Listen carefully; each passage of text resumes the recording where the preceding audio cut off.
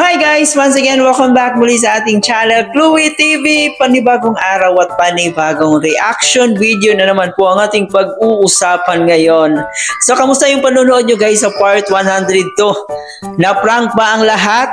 Grabe, ito na po yung sagot guys sa mga palaging nagtatanong, sa palaging nagbibigay ng fake news dito kay Kalingap Jomar.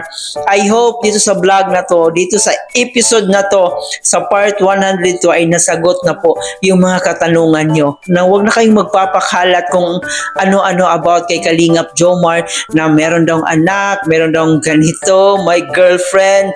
So grabe yung paninira niya dito kay Kalingap Jomar, no? Kaya eto na po yung sagot guys, no?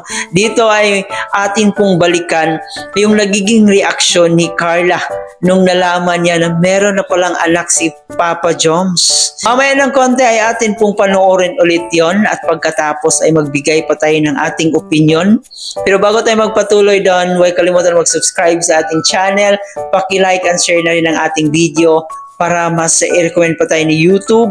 At syempre guys, paki-turn on ang notification bell para laging updated every time na mag-a-upload po tayo. At higit sa lahat guys, ating suportahan ang ating nag-iisang ama ng Kalingap na si Kuya Bar Santos Matubang, ated na vlog in Kalingap Rob. Suportahan din po natin ang ating keyboys, Kalingap partners, ang mga charity vloggers sa Pilipinas na tumutulong sa ating mga kababayang mahihirap.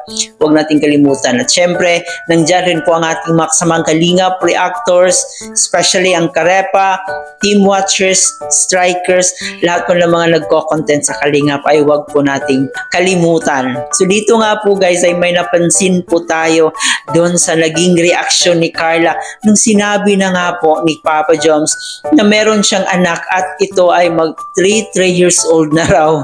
So panoorin muna natin to guys. O ba na may anak ka na?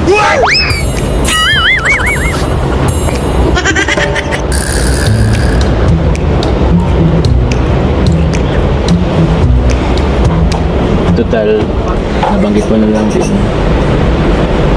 Sasabihin ko na. Totoo, may anak na ako. If just for a minute I'd fall asleep and not dream about you.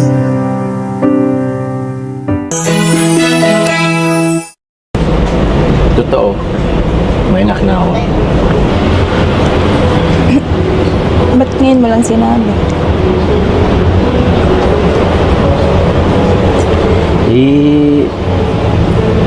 Ito yung natatakot ako na baka iwan mo ako.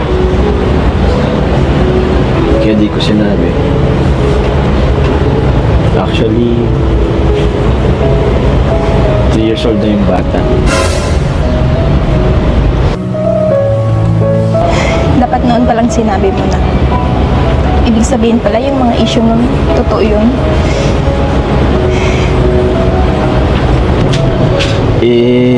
Yung sa mga issue, siguro mga 85%. Saan ka? Carla, saan ka? Carla? Carla? I hate to admit it, out of ideas, I don't know what to do.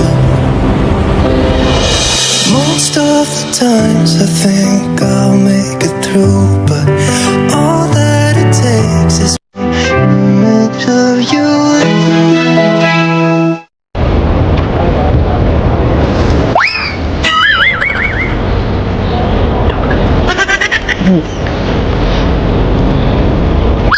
Tara na.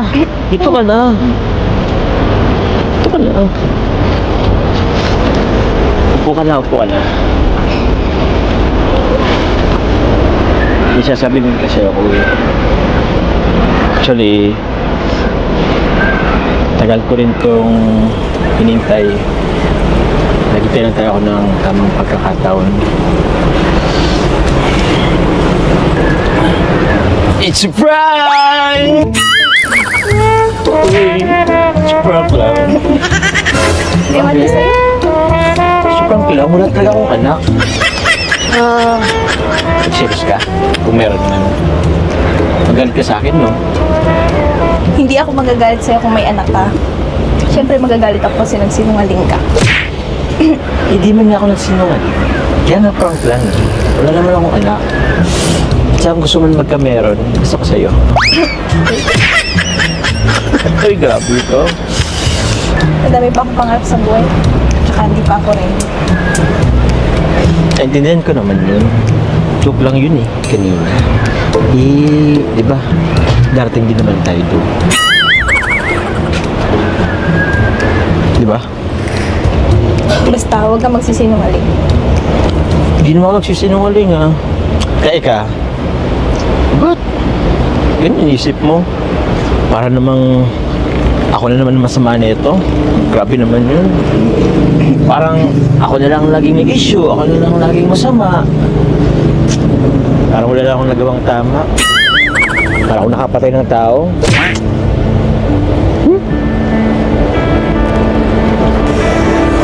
Sorry na. Gusto ko lang din naman kasing masigurado eh. Tsaka minsan napapaisip din ako. Hmm? Grabe, parang wala ka na talaga wala sa akin. Sure nga yun. Wala nga ako. Kahit kasi di ko pansinin, di ko rin naiwasan isipin minsan. Sa bagay, naintindihan naman kita. Eh, sa social media, grabe, kung ano nang lumalabas. Kakainis din yung mga edit-edit, di ba? Akala tuloy ng iba na, yan anak ako. Mapapaniwala yung mga walang may alam. Basta, tayong dalawa.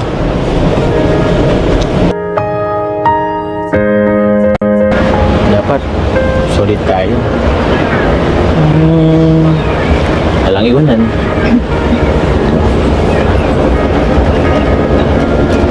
Sorry kung biglaan yung pagtanong ko ng ganun. Naintindihan ko naman. Pero, grabe. Naisip ko pala yan. Akala ko, di mo na may isip mo. Hindi ka affected sa mga ganun. Naapektuhan ka lang pala.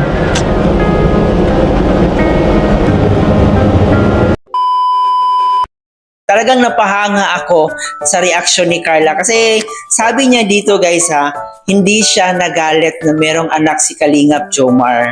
Nagalit siya dahil nagsisinungaling ito.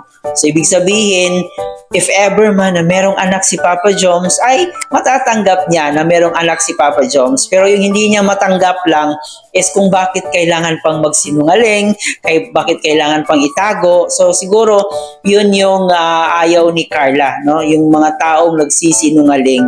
So mas mabuti talaga na magsabi ng totoo. So, yun yung gusto ni Carla para dito kay Papa Joms. So doon pa lang pinapahiwatig na ni Carla na ayaw ni Carla na magsinungaling itong si Agong Jomar niya.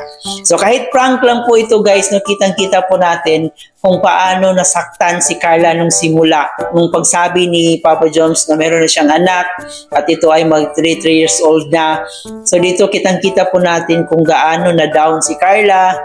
Kita po natin yung emotions niya. Sobrang nasaktan, no? Kahit naman siguro sino ay masasaktan, especially pag alam mo yung taong pinakamahalaga sa iyo, yung pinaka-iniingatan mo, pinagkakatiwalaan mo ay magsisinungaling at hindi po biro yung prank na yun, no? So natural lang talaga na mag-respond si Carla ng ganon, pero kitang-kita po natin na napaka-professional pa rin ni Carla mag-response ng mga ganong klaseng bagay. Kasi yung iba, kung iba pa yon ay talagang magwawala na yun, no? Magagalit na yun ng sobra. Pero kay Carla, ay kitang-kita mo talaga na chill lang. But overall, it's a prank lang naman yun. Kaya happy po yung mga Solid Jumpal fans natin. At ito pa good news guys. Yung part 103, parang yun po ata yung birthday celebration ni Carla. So sa ngayon po, wala pa po tayong nakikitang mga upload ng Keyboys, ni Kalinga Prab, hindi pa po in-upload yung birthday celebration ni Carla. So abangan po natin yan guys. Kasi napanood po natin natin si Kuya Jins. Doon sinabi po niya na may malaking aabangan po tayo sa part na yon sa celebration ni Carla, sa birthday celebration ni Carla. Marami daw mangyayari doon. Kaya aabangan po talaga natin yan. So habang wala pa yon ay magmarathon muna tayo sa part 102. So yan lang muna guys ang ating update dito sa Jomcar. I hope nag-enjoy kayo. Please don't forget to subscribe, paki-like and share. And once again, Chloe TV, thank you for watching.